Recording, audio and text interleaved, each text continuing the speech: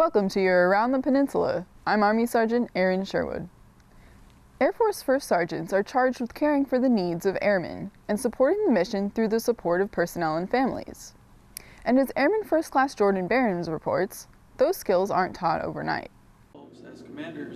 OSAN's First Sergeants Council develops the skills needed to be an effective first sergeant in workshops like their Additional Duty First Sergeant Symposium, a 4-day workshop which they've also opened up to company grade officers. For me, it's important because I'm going to be a commander, and I'd like to understand what my first sergeant does. If you're going to do it, you have to be all in every day. And it's an opportunity that can help develop the future leaders the Air Force needs. Because I know that as a commander, I lean heavily on the chief and the first sergeant to make decisions, because you can't lead by yourself. You got to have a team. A team made up of airmen who see the symposium as a chance to grow. Airman First Class Jordan Behrens, Osan Air Base, Korea. Most locations host their own Additional Duty First Sergeant Symposium. For more information, contact your chain of command. Vehicle maintenance is a must. Katusha Corporal Cho In-ho introduces us to a place where people can maintain their vehicles. In a foreign country, regular maintenance for your vehicle may be difficult to keep up with, but the Auto Care Center at USAG Humphreys provides necessary service. I actually think, honestly, because we're in a foreign country, it actually helps out a lot of soldiers here. This being here on post gives us a little bit of leeway because we have access to it at all times, and we have people here who actually can understand us, that can help us. Jung Do-jin, a mechanic of Auto Care Center, explains more about the place. Some good advantages of this shop are that we offer cheaper prices and are able to communicate with the visitors in English so that they do not have to worry about the language barrier. But the most important thing is that we always do our best as we place emphasis on taking care of soldiers and families rather than earning money. Katusha Corporal Cho In-ho, Humphreys, Korea. The Auto Skills Center also offers a basic car care and safety class every month. Follow Army Sergeant Ricky Perez to find out how one teenager's ambition to become the youngest Eagle Scout in his troop benefited the USAG Humphreys community. April is Month of the Military Child and highlights the important role military children play in the Armed Forces community. Humphreys Middle School student and son of a U.S. Army Major, Raymond Santiago, wants to make a positive contribution to his community. As the youngest Eagle Scout nominee in Troop 203, he puts a landscaping plan to action after seeing room for improvement. My project, I've thought of it since June of last year, because I walk past here almost every day and I noticed that it didn't look like it should have. I wanted to change it, make it look better. During summer, maybe people could come out here during a football game or something. They could come sit down. So my project was supposed to just clean the area up and put trees and grass. Planning was one of the most crucial things about this project. I had originally estimated 200 trees, but that had to be, of course, cut down to 27. Spacing, deepness of holes, where there was cement and where there wasn't.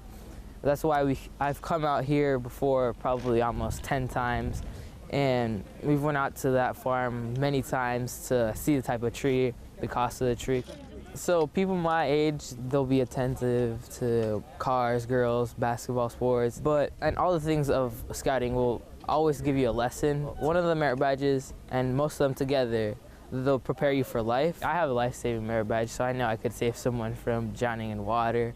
The example I want to set is know that people don't have to be limited to just some kind of boundaries. Raymond's journey to become the youngest Eagle Scout in his troop comes to an end when he attends a review board on the first week of May. Army Sergeant Ricky Perez, Camp Humphreys, Korea. Raymond Santiago enjoys playing soccer and spending time with his friends in his spare time.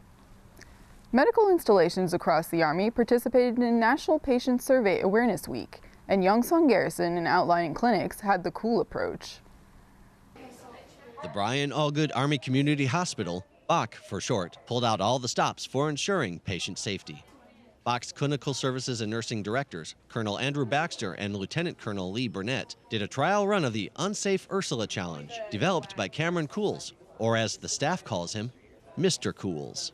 We have a patient with quite a few errors, and it's up to the staff here at the hospital to find these errors. All of it based on patient safety reports that we get every day. It'll go from an error where oxygen was at the wrong level, the IV was the wrong strength. These are the type of errors that occur not just our facility, but throughout the Army. With his staff, Mr. Cools is more than just a formal name. He's Mr. Cools. He has that name for a reason. I think it's like cosmic or something. That's his name. That's who you want as your patient safety guy. Yes, sir, I agree. Anytime we have questions, he's there to get us hooked up or answer our questions. Cameron has prior military service at Camp Casey. The medic, stationed quite a few places, but Korea was probably my best assignment. This is why I chose to come back to Korea as a civilian. If Cameron's dedication to national patient safety awareness is any indication of his commitment to quality and service, then the health care of soldiers throughout Korea is all the better for it. Army Sergeant Stephen Dornbos, Yongsan, Korea. In the past, Cameron also used a life-size version of the Child's Game operation as a teaching tool for medical staff. Want to experience some foreign cultures in Korea? Here's my report on some unique places to go. I'm right in the middle of Ansang Multicultural Street. There's about 70,000 people that live here from 20 different countries around the world. It's super awesome, super exciting. So come on, let's go check it out. On Ansang Multicultural Street, there are tons of street vendors. They sell all kinds of things, including traditional antiques, foods, and their own country's specialties. Everything looks amazing here, so I had to pick two things that I really want to try. This is Chinese pizza. I'm not sure what this is, but it looks delicious as well. So I'm about to try some Chinese style pizza. It's got like spices and looks like some sesame on it. It's tasty. Oh, I wonder what kind of fruit this is. All the foods in the market caught my eye because everything looks so exotic and new.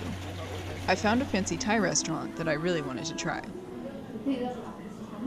So I'm sitting here about to eat some delicious Thai food. I tried seafood fried rice with green chili pepper and beef noodles with quail eggs. All the ingredients make perfect harmony in one bowl. When I first came to Korea, I was working in trade, but I found that there were many Thai people without Thai restaurants here. So I opened a restaurant named Sual. It has been 10 years since I started this restaurant, but I still love my job, especially when people enjoy my food. After having a delicious meal, I came out to look around some more and had a chance to meet with a teacher who works in the Ansang Multicultural Center. It's like a wall within the wall. So people, if you come here, you will have the opportunity to meet different people from different nations. With me here, this is an attire from Uzbekistan. This is a traditional cloth, and I would want to fit this clothing on her because this is one of the experience we give to our clients when they come in here. There's a zipper at the back, so we would do that gently.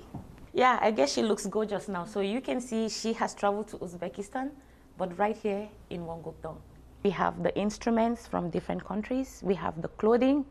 And so not just coming here to hear the talking, but you can also be involved in the whole thing because you get to try clothing, and we also have classes from different countries. So in some of our classes, we also have an experience of maybe eating something from a particular country. So it's like the whole world boils just in a small space in here. Army Sergeant Aaron Sherwood, Ansang, Korea. There are more than 20 different kinds of vendors and restaurants in Ansang Multicultural Market. Anything you want to try, you can probably find it. That was your Around the Peninsula for this week. From all of us at AFN, enjoy your evening.